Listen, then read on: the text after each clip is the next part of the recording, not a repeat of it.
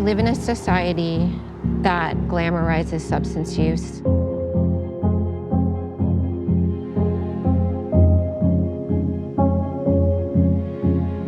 And it can be very painful for a family.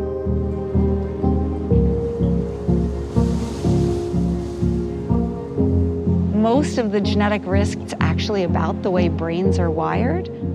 One of the things that happens with stigma decreases the likelihood that the individual who's suffering is going to seek help.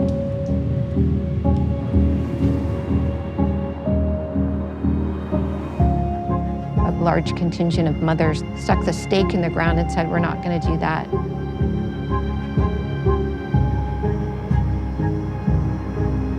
When families are involved in the treatment process, prognosis shoots through the roof.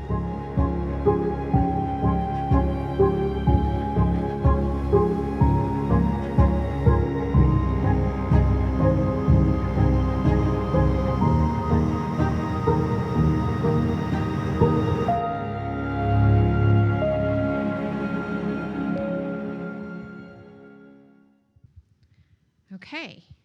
Well, thank you all for joining us today to learn about storytelling as a mechanism for culture change and how a film about families and recovery is changing the way that we respond to addiction in a family system. If you were here earlier this morning, you heard Dr. Emily, who is one of my, I'm a little starstruck because you're in the audience right now.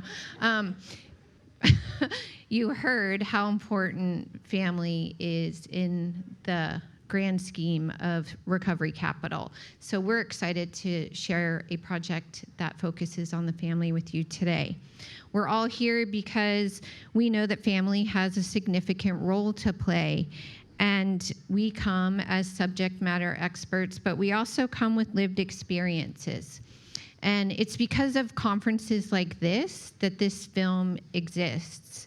A decade ago, I began working in collegiate recovery and realized that families could benefit from the education and information that I was gaining at that time. I had a young person in recovery, and I was being exposed to research and data and stories and just an education that I knew that other family members weren't getting just by proximity. And so I knew that that information needed to get out there in new ways. And I was introduced to Kathy here in Richmond, and we found out that we had similar ideals and experiences, and we weren't following traditional advice given to family members experiencing the impact of substance use, which was to disconnect, detach, wait for some sort of rock bottom before getting into action. And instead, what we were doing was following our own instincts, our motherly instincts, and our intuition about, getting educated and learning everything we could about addiction, learning everything we could about recovery, and how to create an environment that supported recovery while staying connected to our loved ones. In 2018, I invited Kathy and 5 other women to a retreat, and we spent that time discussing the ways in which we could potentially collectively use our stories to change the way addiction was addressed in a family system. Like, could we start somewhere and use the stories that we had, our own personal stories, to do some kind of collective change? And a film for families was one of those ideas. There wasn't a film from the family perspective or that family lens that showed how family bonds can really influence change or told the stories of recovery. So 2 years ago, Kathy reached out to say, I think it's time that we make this film. And she had a former student who was a college athlete, but also starting to make documentary films. And he was telling the stories of these college athletes. But when he reached out to Kathy, because he knew what the kind of work she was doing in the community, he asked her if she wanted to participate in helping fund a music video about addiction. And that's when she realized that we had a director-producer to start our project. And she got to work raising the money for us to do that. She and some of you might know Pam Lanhart, who is founder of Thrive Family Recovery Resources in Minnesota, and I then began to develop a framework that we would use to guide the filmmaking process and guide the production team. And Kathy and I and Jess began, do we need a different slide? Kathy and I began to interview families, and our priorities for the film were to take people through an arc of not knowing what to do to getting educated and equipped with the tools to affect change and catalyze recovery. So what we wanted to do was take people through that arc, like I said, not knowing what to do to getting educated and equipped with the tools and skills that would help influence change in the family system, and then show people what it was like for a family to get to the other side.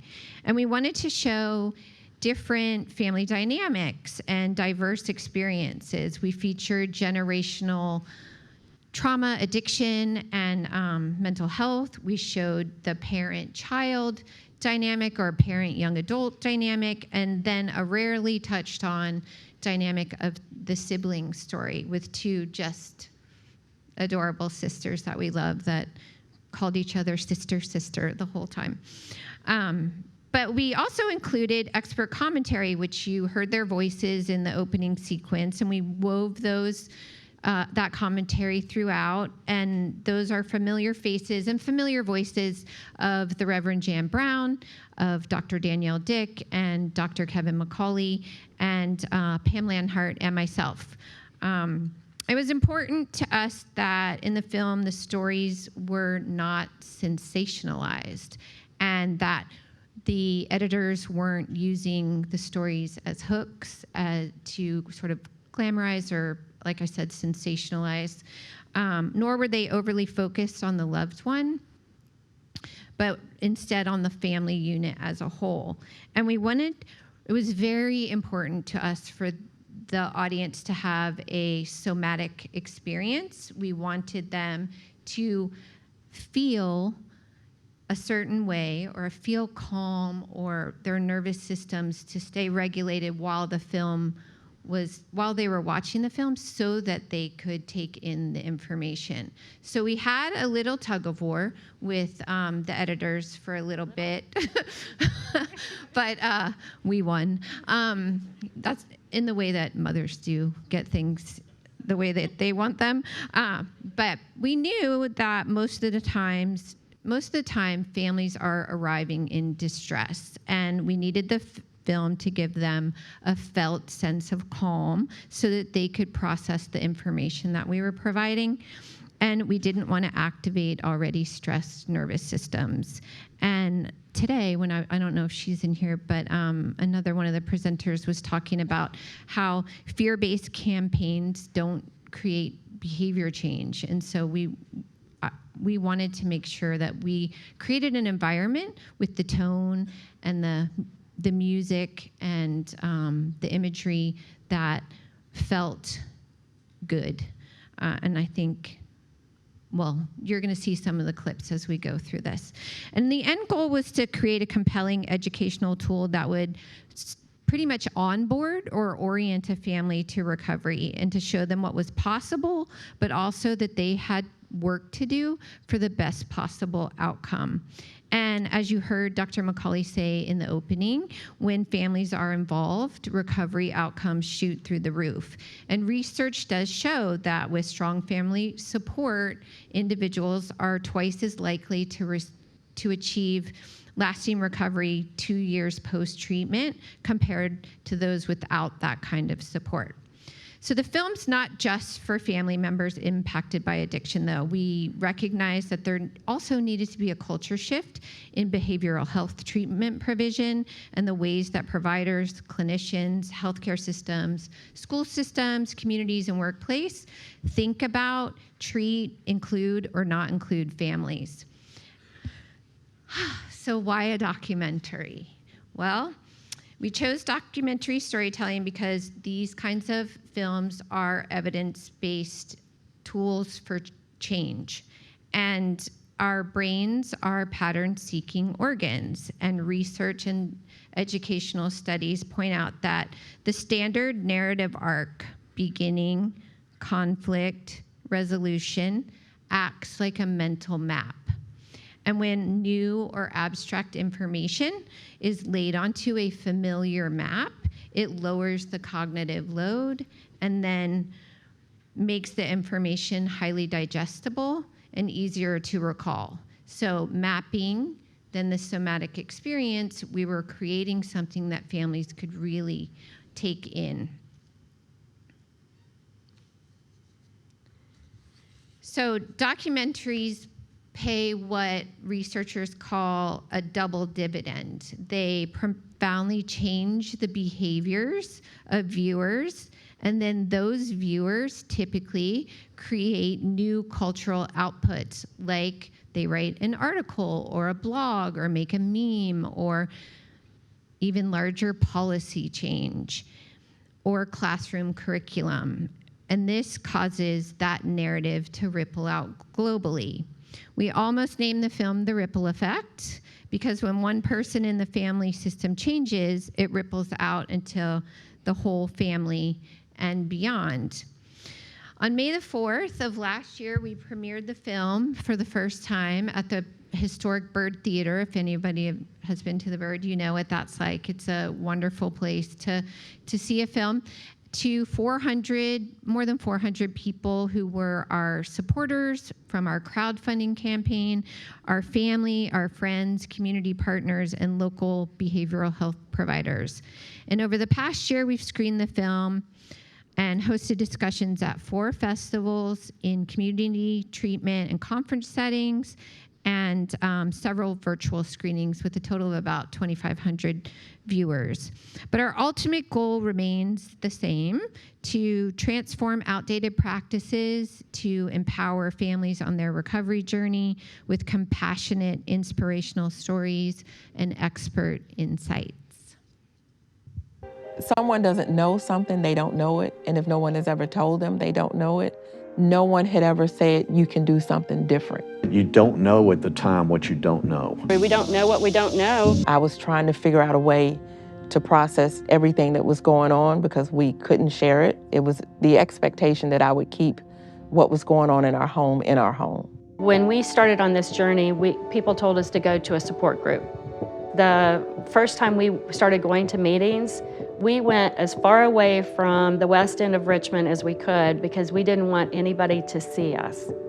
Yeah, the stigma of addiction is a very real thing. You know, in my little corner of the world, I was reasonably well known. Kathy was well known, being a teacher at a very popular private school. What are people going to think of us? Family, religion, culture, society absorbed this notion that we are powerless against addiction, and that is just not true. So many families are silently carrying shame, isolation, and stigma around mental health and substance use disorder. We often feel powerless, like there's nothing we can do until our loved one decides to change. My lived experience has taught me that powerlessness grows when families are disconnected from education, support, and community. I believed that I had to fix everything alone, and that mindset kept me stuck emotionally, mentally, and spiritually. The stigma that made it hard to ask for help and the fear of judgment kept me silent longer than I should have been. What changed things for me was education and connection. Once I began to learn about recovery, trauma, boundaries, communication, and the family role in healing, I realized that families were not helpless. We may not be able to control another person's choices, but we can be healthier, stronger, and more equipped to respond differently. Education gave me language for what I was experiencing and tools that created hope. Equipping families is powerful because healing does not happen in isolation. When families learn healthier ways to communicate, set boundaries, regulate emotions, and care for themselves, the entire environment begins to shift. Families become a part of the recovery process instead of being consumed by the crisis.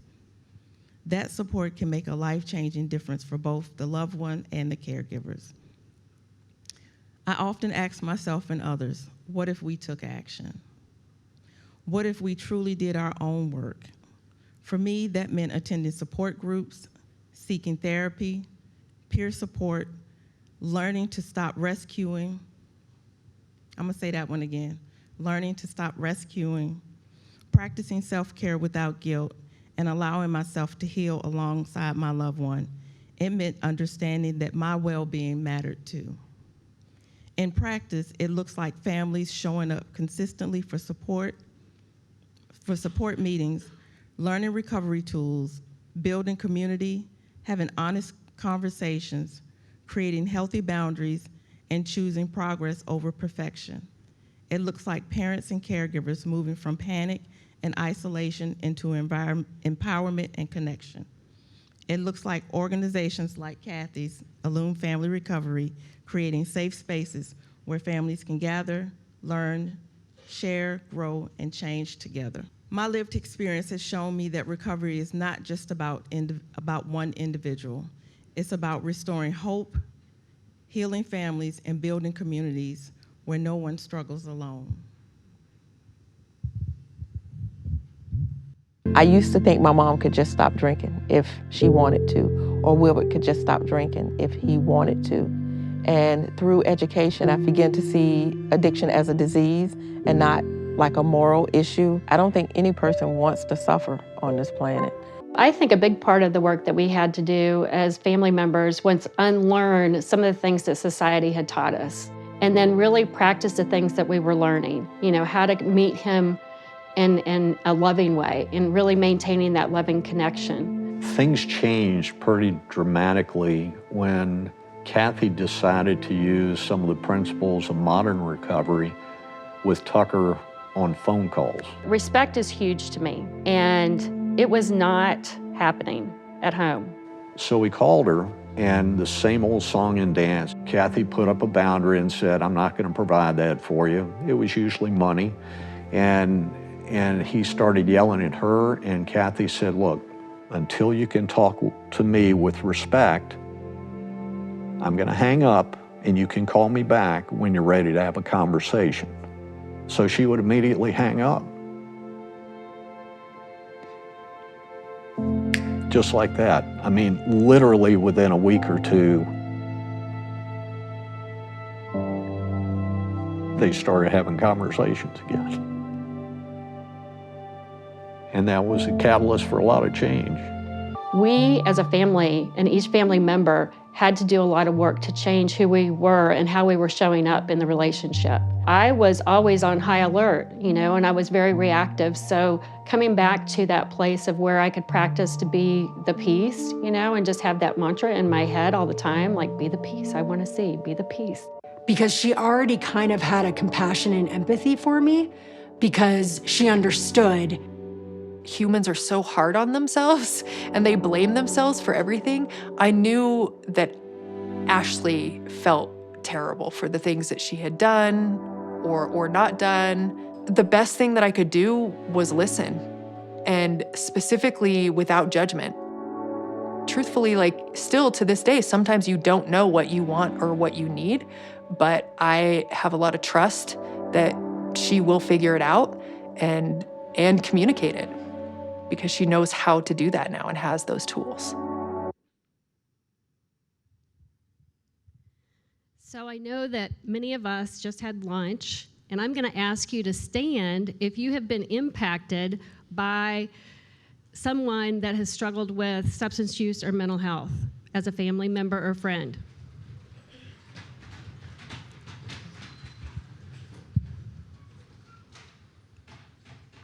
All right, if we look around, it's pretty much everybody in the room. We know someone, right? Thank you for that. I really wanted to wake you up after your lunch. I could ask you to do a few jumping jacks to get the brain flow, too. So what I want to stress is that families matter. Families and friends and connections matter. We are social beings, and we need each other in our lives to survive whatever life throws at us, because you know what? Life happens. The good and the bad and the ugly. And when those things happen, the bad things, it causes the ecosystem to change, and we shift the roles that we play within the system. So it could be we bring a baby home. Does our life change? Yes, for the rest of our life, right? Okay? It could be we lose a close family member.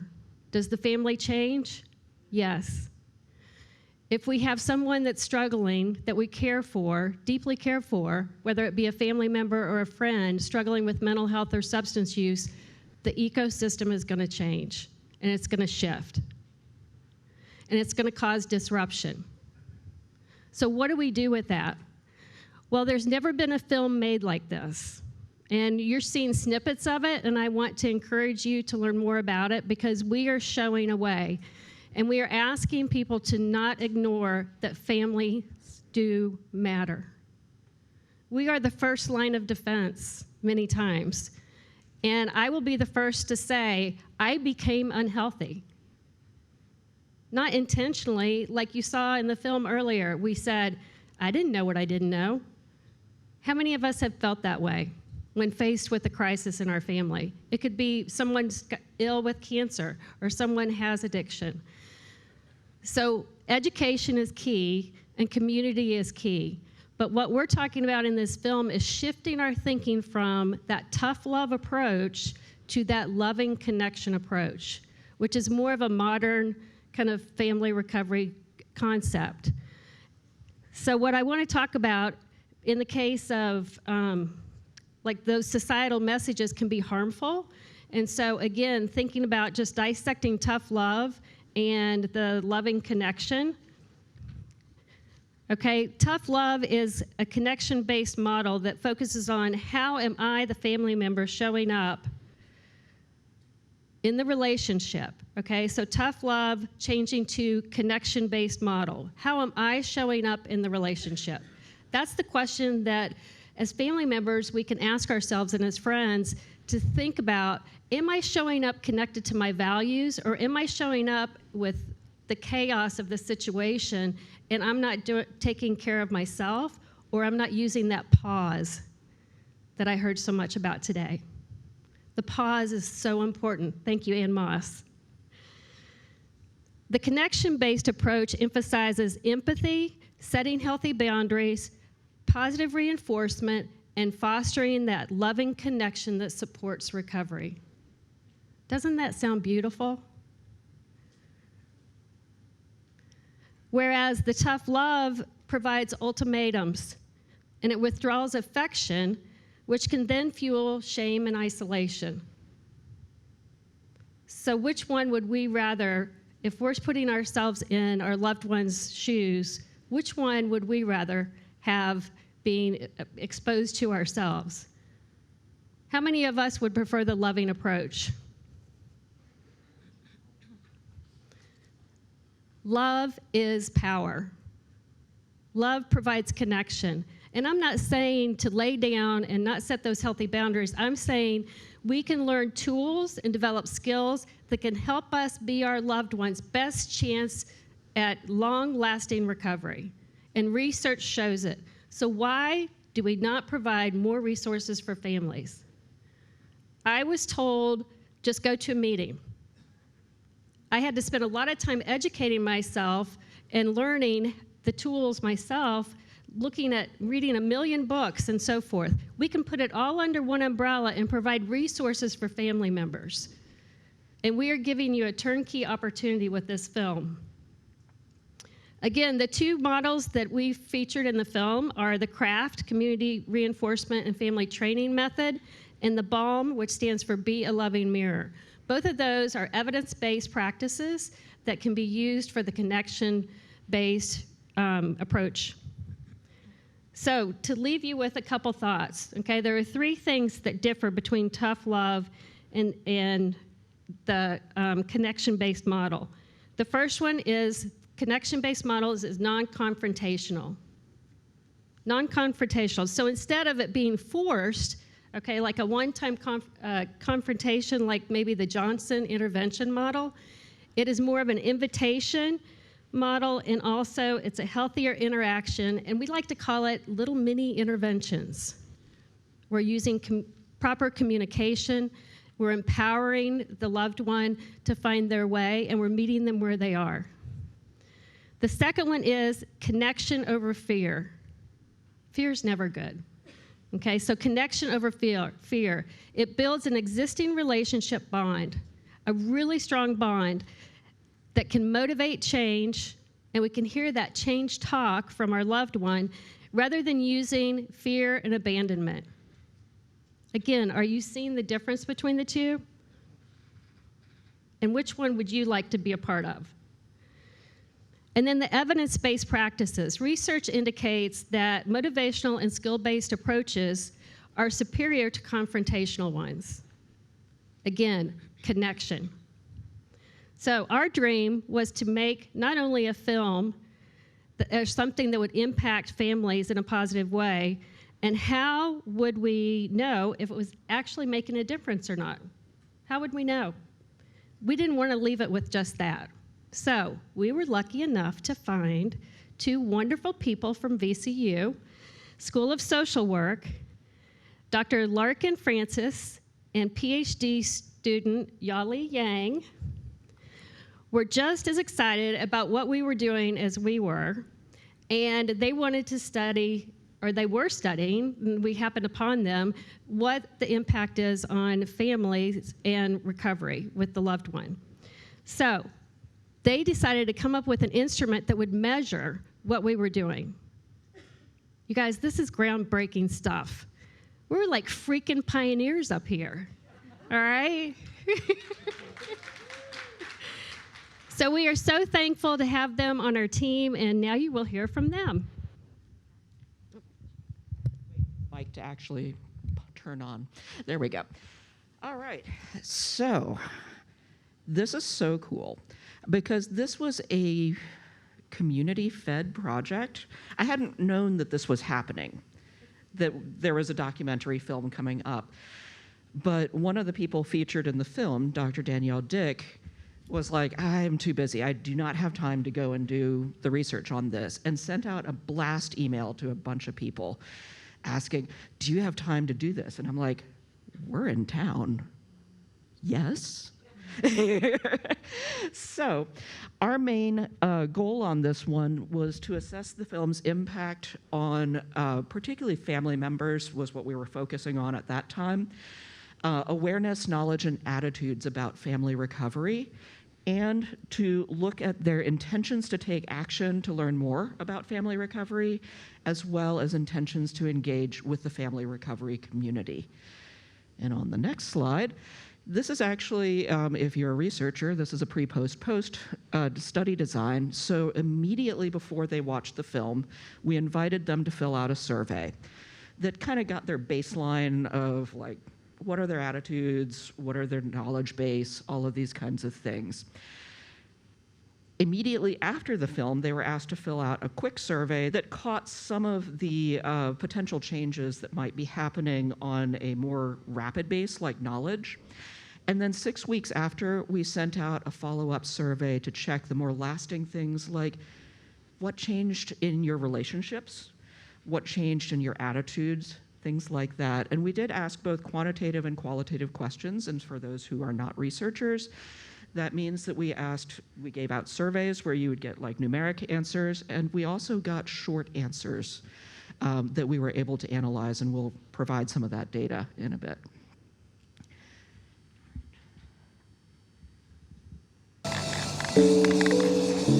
In the beginning, forgiveness wasn't an option for me. We still have family members that are in active addiction. And one of the things that I was able to share with them is that we in our family had underlying mental health challenges that had never been identified, addressed, or treated. And a lot of them were using substances to cope with those things. So when they saw me dealing with my traumas, acknowledging that there was mental illness, and knowing that I was getting treatment, it gave everyone else hope. And the more I healed, the less judgmental I was about their addiction, and the more compassion I had, and I was able to see them through a more empathetic lens. I think family recovery really empowered my parents because for the first time, they were putting themselves around other people that could really relate to what they were going through. Hearing from other families that they're not alone, I think really helped them set realistic expectations on this journey. Typically, what used to happen is the person would go off and they would get the help that they need and they come back to sick family. We're talking about incorporating the entire unit so that everyone can work on the things that have affected the family. It's not just about the individual, but we're all moving in sync together. I think that's the beauty of it. Through education and understanding, I was empowered to really look at our family dynamic differently. I saw myself as the cycle breaker, the person who was taking the lead on how to heal not just myself, but my family. Being the matriarch of this family, I am most proud that I am changing the narrative.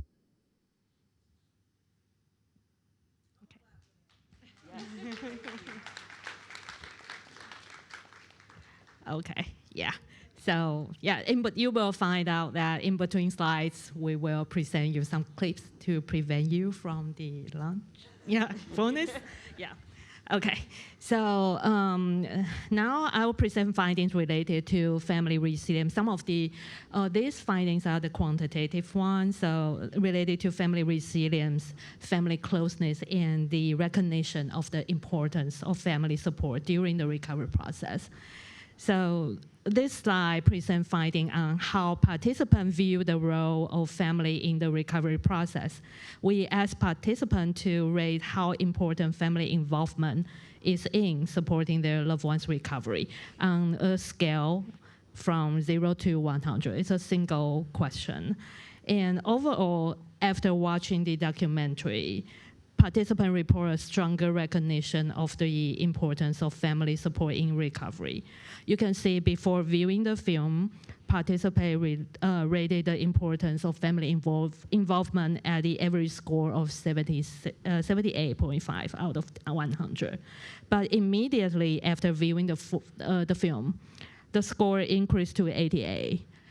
And at a 6-week follow-up, the average score remained elevated at 82.7, although there was not a statistically significance, but compared to the post-film, but compared to the pre-film, but it remained higher than the pre-film baseline. And this suggests that viewing the documentary may have had an impact on how family members view their role in the recovery process. And on the left side, you will also see a quote from the participant that captures this idea well. It's family is a vital part of recovery, and even one person can make a difference. This quote is directly from our participant, not from the film. Yeah, okay. And next clip presents attitude that Katie's family holds during the recovery process. In the process of substance use disorder, as we know, it's a long-term project. It's not something that's going to happen overnight, and the same thing with gardening. If we plant seeds, we're not always sure that they're going to sprout where we put the seed down, but hopefully they will. If not, we need to continue to put the seeds down, and over time, some of those seeds will sprout and they'll grow and they'll look like the beautiful garden you've got here. I didn't know how to garden. I had to learn how to take care of my plants, and the same thing with family recovery. We don't know what we don't know, and then when we get educated, we are better prepared for handling those different situations. And this slide shows the study participants report increased family resilience after viewing the film. And family resilience, if you are not familiar with the term, it refers to a family's ability to overcome challenges, cope with stress, and continue functioning during difficult situations.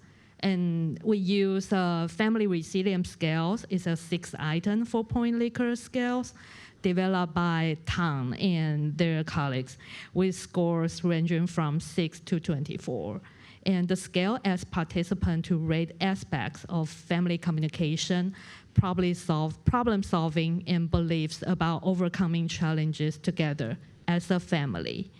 And you can see in the figure, participants report higher level of family resilience at a 6-week follow-up compared to the pre-film survey. And on the left side, you can also see a quote, gaining hope helps me to be calmer and more logical with him. Him refers to their loved one. And both the findings and the quote reflects how increased understandings and hope may influence not only emotional well-being, but also the way family members respond and communicate during stressful situations. And it took me a lot of years to like really know this.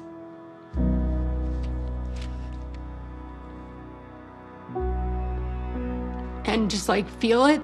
There's nothing greater in life than being in recovery. And it's okay that you had darker days. I'm no longer identifying myself as only a Columbine shooting survivor or only somebody that was in jail or any of these components. I'm all these other things that are still there. They've just been shadowed by a substance or just been shadowed by their trauma. But those clouds move. So I teach seniors, and we always have to have the senior essay. And usually one of the prompts is like, reflect on an experience or a challenge that you faced in your life and how it changed you. Truly, experiences change us. But when you have like a traumatic event, it's gonna change you in different ways, and you will never be the same person that you were before.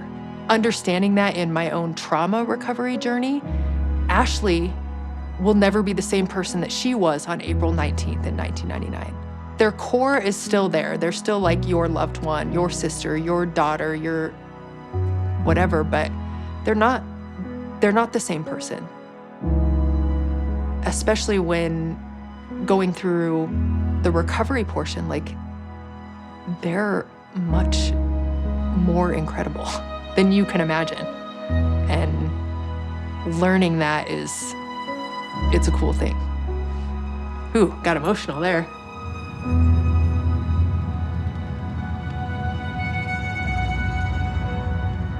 I'm also really proud of the work that each of us has done individually in order to show up for each other now. So that clip shows the family closeness and communication. And we also found that perceived closeness for family members has increased from pre-film to the 6-week follow-ups. And you can see from the figures, the average scores of perceived closeness increased from 68.1 before the film to 75.8 6 weeks later.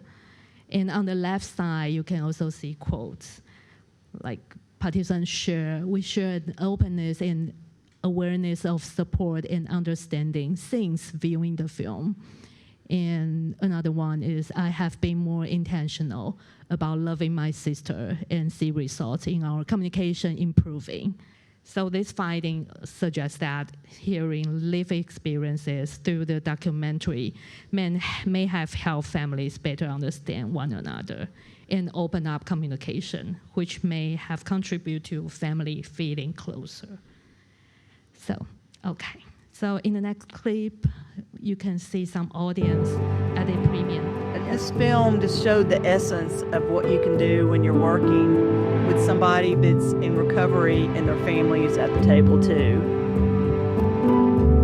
When the parents decided not to go pick their son up. We had similar moments. I thought it was really powerful and important. I feel like as time goes on, while the stigma is still out there, I feel films like this can help break that stigma. The tone of the film was so hopeful. I think that's one of the things that it's easy for parents to lose hope. But there was so much hope that you can actually move together to a spot that's even better than where you were at before as a family.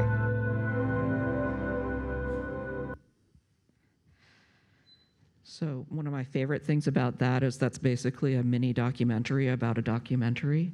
So, but also I get the joy of doing some of the qualitative work with this, the data that we got from all of our surveys.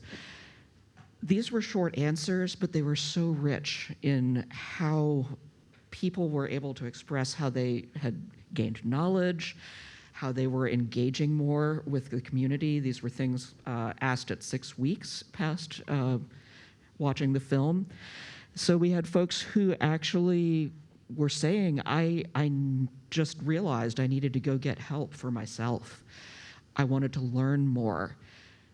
And I love this one. This film made me push ahead and finally attend a group and realize that as a support person, I need help too. So not just intellectual impact, but action that people are having. It also really impacted their relationships and communication. People described like deciding to take time to listen better, changing how they saw the person in recovery, their loved one in recovery. I see more of them as a beautiful person rather than their affliction. Talking about how they're actually communicating now, and feeling softer or feeling more loving towards them. Learning that they needed to set more boundaries for themselves so that they can actually be the parent they want to be, or the support person they want to be for their loved one. Let's see, and the bonus finding, really we weren't actually asking them specifically about self-care and boundaries. That came out. People were talking about this, realizing that they needed to take care of themselves in order to be present and functional for their loved one. I love the quote of love is medicine. A lot of them were talking about how refreshing it was to have, like, instead of that tough love approach, an approach that allowed them to be loving to their family members as part of that modern form of family recovery. And also understanding the importance of healing the entire family. We can each heal individually, but as a family, we have to heal together. So not just that individual piece. And so one of the cool things you can do with qualitative data is throw some words into a, what is that called? A word cloud. And what a word cloud does is it takes the frequency of how often a word shows up within a transcript or within a document and makes it bigger and bolder the more frequently it shows up. So hope showed up so much in this. People were feeling, these are all feeling words that I was searching for, but also a sense of community, feeling validated that they're doing the right thing, feeling encouraged, there's some other ones in there, inspired, helped, resilient. All of these things were popping out, and it was just this, it was actually delightful to read, I just have to say. But one of the things that came out biggest is that sense that we are not alone, that we are in this together, and that leads us to y'all. Okay. We're very excited about the research. It really helps us know, helps us know that the film is having the impact we hoped it had, and also shows us where there's work to do and where the gaps are in what we're trying to provide for people. one of the things we didn't want to do at the end of the film, or we realized as we were finishing the film, was we didn't want to leave families without an opportunity to learn more or to develop their skills, but we couldn't put all of that in the film. Like, we knew that it had to be digestible. I like to say, you can only feed families spoonfuls at a time. And so we developed which is in the facilitator guide is in the design phase right now. This is a discussion guide that's finished, but we just wanted to share our next steps with you, which is we've developed a 12-lesson guide to go along the film that takes people through. It could be a workshop. It could be done on your own. It's a printable workbook that we'll have copies of, or you can download it.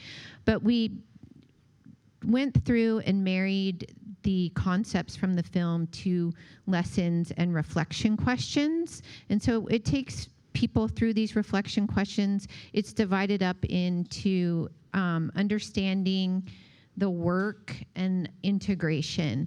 And each lesson has, once you get to the 6th lesson, every lesson has key messages, and then we introduce practices for people to commit to, and what each lesson is, what their value each lesson is rooted in. So we're trying to encourage families to stay connected to their values as they're going through the process of recovery in their families. And then we have a closing prompt that's the same for every lesson that says, one thing I understand differently now is, and let them fill that in. And then we have a QR code that would take you to, if they want to learn more, or if we have, say, a study from one of the researchers here that we want to share that they can learn more about, or a video or a blog post or a book that we recommend.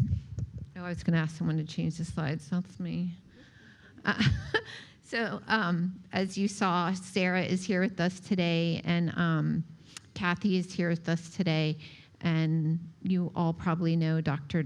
Danielle, and Jan's here today too. And if you didn't see her speak, I think she's speaking again tomorrow. And if you need to contact any of us, our emails are up here. So and I know the slides are going to go out, so I'm not going to hang out here too long. So what are your action steps now that you've watched and heard about this remarkable film, award-winning film, actually? You can join us for a roundtable discussion at 3:30 today, and that is in the 1100 room. You can visit our website to learn more about the film and the stories behind the film. And then you can inquire about screening the film by scanning the QR code. That will take you to an inquiry form if you want to screen it in community. But we wanted to give you a chance to ask questions. If there's anyone that wants to ask a question, I'm happy to share the mic. I am a mother of a now 36-year-old who definitely has substance abuse and mental health challenges. Unfortunately, with him, he's incarcerated, which I think it can be a good thing at some times, but his mental health wasn't taken into play, and I see that more often with African Americans. How, I can deal with it because I work in the field, right? But the family members that call me that deal with this type of issue, what do you all have in place, or have you all thought about that type of support when it comes to the injustice in reference to family support concerning those who have those struggles? Yes, we have. And I, in particular, have. One, Ashley was incarcerated, so her story is woven throughout the, and Kathy's son was also incarcerated. So that story's not woven throughout, but we did share Ashley's story because you just can't tell the whole story. But we have experience, all of us, with supporting people who have loved ones who are incarcerated. I developed a family program for incarcerated people in Fairfax County called the STAR program. I developed curriculum and ran it for 6 years for families so they could learn how to create an environment that supported recovery when their loved ones came home. So we did the work together on the block once a month, and we would go through, pretty much the framework that we have in this film. So we do have resources, and we can always connect people with resources. If you come to our website, we're happy to, or email one of us, we're happy to share those things. Does anyone else want to say anything about that, or any other questions? Oh, yeah. Hi. I just wanted to say I watched the film when you all screened it at the museum, and just to back up, the surprise takeaway that you had was self-care and boundaries, and that was one of the key takeaways that I got from watching the film as well. So I just, wanted to say good job. Thank you for sharing that. Thank you, and thanks for coming. That was a great night. Yeah, thanks. But thanks for sharing that about self-care and boundaries. We hope that you hit all the notes, and you don't know until you have researchers or someone tells you. Yes, I just wanted to say/ask, because one of the main terms I do not like is self-care. Mm-hmm. Because everyone says, oh, self-care, self-care, but they talk about the massage, the nails, and this, that, and the other. Addiction runs in my family. My mother died of alcoholism. I have a son that died from, I say, drugs. He shot himself in the head. I have another son that overdosed, and it was like a cocktail. I don't know how he had all that stuff in there.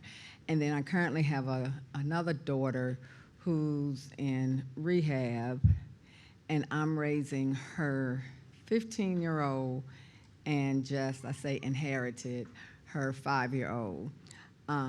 The 5-year-old has fetal alcohol spectrum disorder, ADHD, and is driving me insane. So when people say self-care, I'm like, okay, what do I do? It's not, and I'm 63. So the parents or mothers of the 15-year-old, they're 30-ish. Our conversation's not the same. And then with the younger one, everyone, oh, he's so cute, he's this, he's that, which he is. But I'm like, I'm sending around a sign-up sheet because I don't have like a network where I can call and drop people off that are younger than me, because both of them are very old acting, old spirits. So when I hear self-care, when I hear like set boundaries, their mother does come around when she wants to, it's just like unending. It's like I don't know the first step to take. I mean, and I've worked in mental health all my life. I'm always working with people with issues, and it's like now I'm stuck. So it's like I get tired of people telling me, oh, you need to take a break. Okay, how? Yeah. So what would your suggestions be, and what help is it, especially if you don't have money? Yeah. If I was rich and a little lighter, I probably can go to some mountain or some retreat or something, but I can't afford that. I have to work, and I work in Richmond, I live in Petersburg. Yeah. It's just ongoing. Yeah, I was going to say, first of all, I want to say so sorry for your loss. Just our hearts are with you for that. It's very hard. But Sarah has similar lived experience raising her grandchildren, so I would like to pass the mic to her. I was going to say we could talk afterwards because it's a very long conversation. I can tell you when I got my grandchildren, I went through a 5-year grieving process because my life changed so much. What I thought I would be doing changed. I was going to softball games and picking children up during my workday because they were sick, and everyone was patting me on the back and telling me how proud they was that I stepped in for the children. And I said, but it's impacting my life as well. So it was a 5-year grieving process. I grieved everywhere. When I was in the grocery store buying food that I normally did not buy, I was grieving. When I couldn't go to sleep because I had to stay up and help with homework that I did not understand, I was grieving. But it was not showing up as grief, it was showing up as anger. I was pissed off, is what it was. And it wasn't until I decided to share it, because I had shame around it in therapy, because I thought, how dare I tell someone that I feel bad about taking my grandchildren? But I did, because I wanted my daughter to be able to raise those children, because I felt like I did a good job with raising her. But somewhere that generational curse came back around, and I found myself doing the same thing that my grandmother did for my mother. So we can have a conversation about that. Thanks for joining us today, and thanks for showing us that family does matter.